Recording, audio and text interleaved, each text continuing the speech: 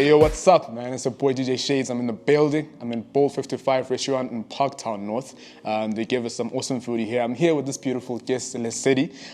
She's in branding and marketing. Tell us a bit about yourself, Lesedi. My name is Lesedi. I am a project manager. I would like to consider myself a brand evangelist, somebody who is so passionate about brands and how they can change and influence consumer lives. My portfolio includes event management and experiential marketing. Okay, you have to slow down a little bit because, you want to hear those bombs that you're going to drop.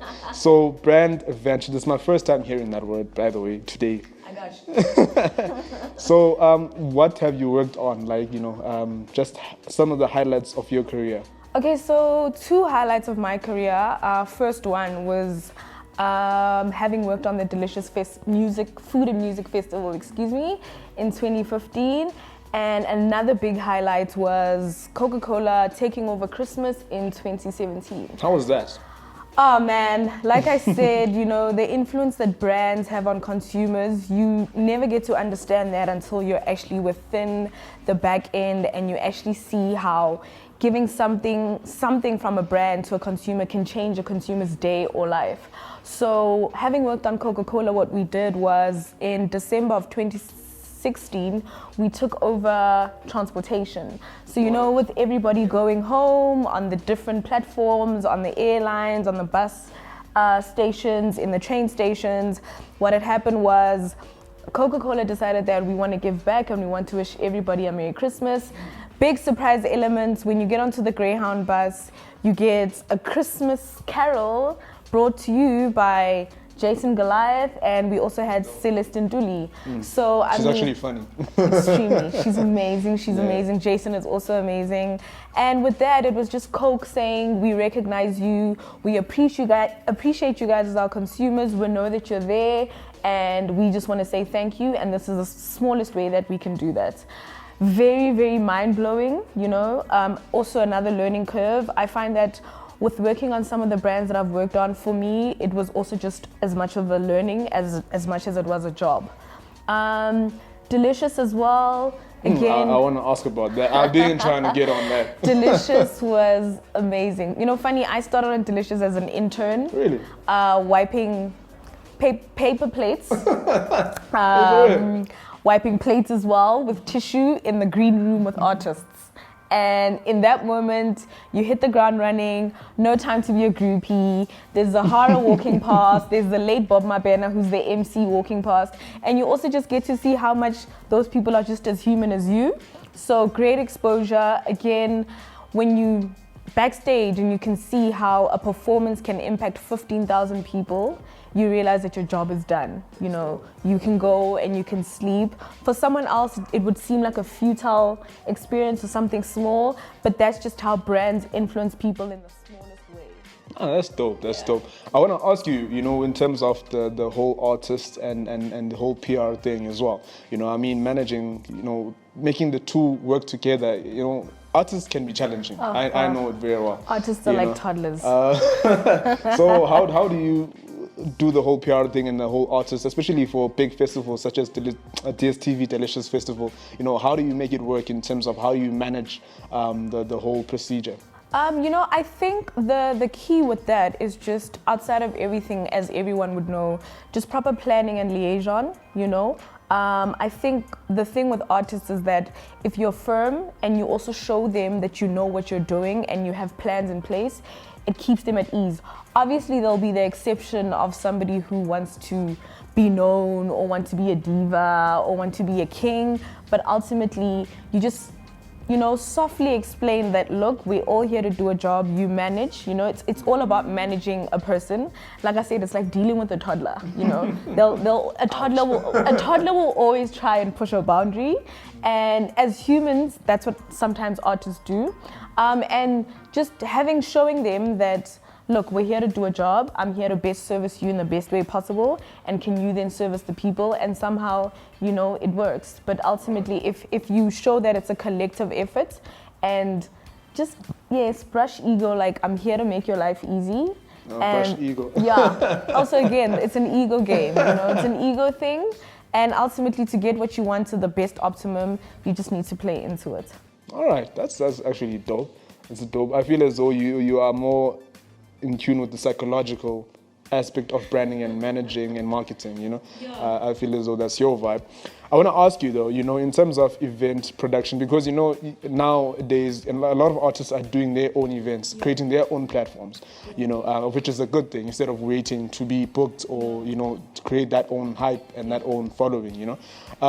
What are some of the aspects of event production, since you've worked on such huge festivals, would you now let artists know and let them take into consideration, about, okay, look out for this, look out for that. What are some of the things that in your experience, that you would advise artists and event organizers to sort of take into account when doing and preparing for events? Look, as cheesy as this sounds, just one liner, I think proper planning prevents poor preparation, So I think with event production, it's the tiniest details that people miss.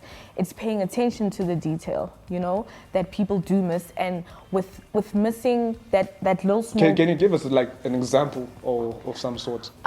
So for me, as a behind the scenes type of person, there is nothing that is so important like a production schedule and a call sheet. That is a Bible. You know how we refer to our Bible for the Lord to lead us?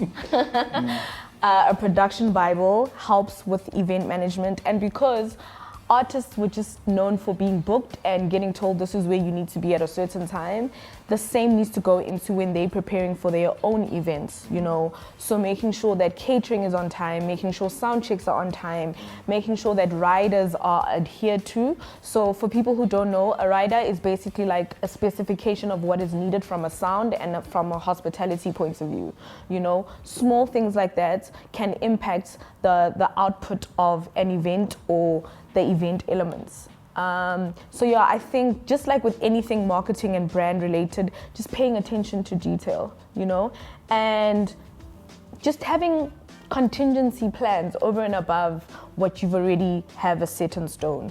I think so, like having like plan in place in case the plan A fails. Yes. Right. So there's always you always gotta have a plan A to Z, and I think with event production, again, no time for egos. The environment that I was exposed to and the people that I learned from, job titles were not a thing. Everyone picked up the broom and we hit the ground running. And I think that's how you become a multifaceted person within the game.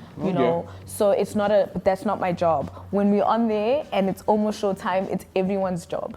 So if we can just get that aspect into play, I don't see why anything wouldn't succeed if you really just put your heart and the planning into it. All right, that's dope. So in terms of marketing and branding, and in terms of events and stuff like that, I feel as though a lot of artists as well as event organizers as well, are looking for new ways to market their events. Even the music, and the game is changing. COVID has changed everything. Yeah, COVID has changed the game immensely. So I want to know from you, a person who's experienced, in marketing and branding and human psychology, I'm picking up. What do you think is the best way to go about marketing events as an artist, and how do you brand yourself better? Look, COVID has really changed the game, like you said, and I think COVID showed us that it doesn't matter how experienced you are. There's always ways to be innovative. There's always ways that you can be better, and fortunately and unfortunately, we're moving into a world that's become digitized. Very soon I won't be able to sit next to you like this and talk. Hopefully not. Very soon we're going to the space that we went into, like we had in the lockdown, with a party happening on the other side of your TV, but there's a DJ. So I think we need to look into the different ways that we can play into what's happening, which is digitizing, and move a little bit away from the traditional marketing elements of the flyer, the activation. But how now, if you don't have a flyer, how are people going to know about what you're doing?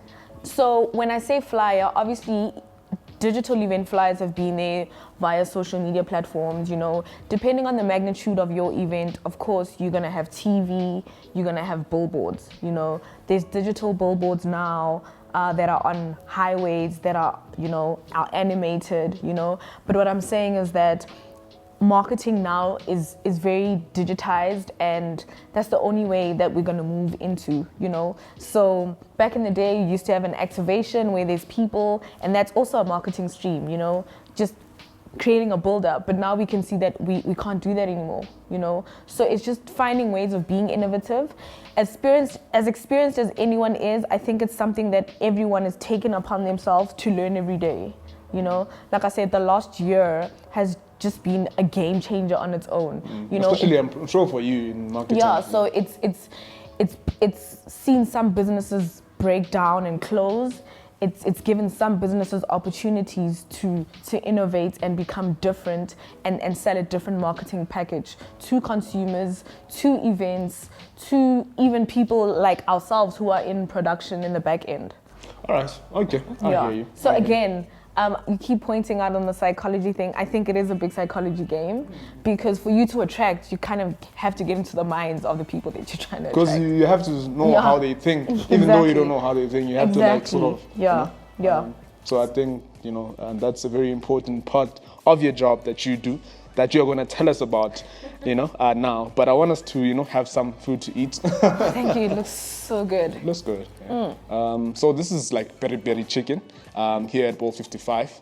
They were kind enough, you know, to bless us on a Sunday with some nice food. So yeah, tell me what you think of the food anyway. It looks so nice, yeah? Yeah, this pan-seared salmon looks so great. Yeah, it looks so nice. What is it called? Pan-seared? Pan-seared salmon here. Oh. I know, the things of the people that make the things to be done. So yeah, thank you for joining us, though. Thank you for having me. It's so delicious. Yeah, it is. It's nice, ne? What's sear fried? Pan-seared fried Pan-seared salmon. fried salmon at Ball 55. Peri-peri chicken for DJ Shades, because, you know, I'm the man in the building. So Producers Corner Season 2, Episode 1 with Lesedi. But thank you for joining us. It's your boy in the building, Producers Corner SA. Let's go.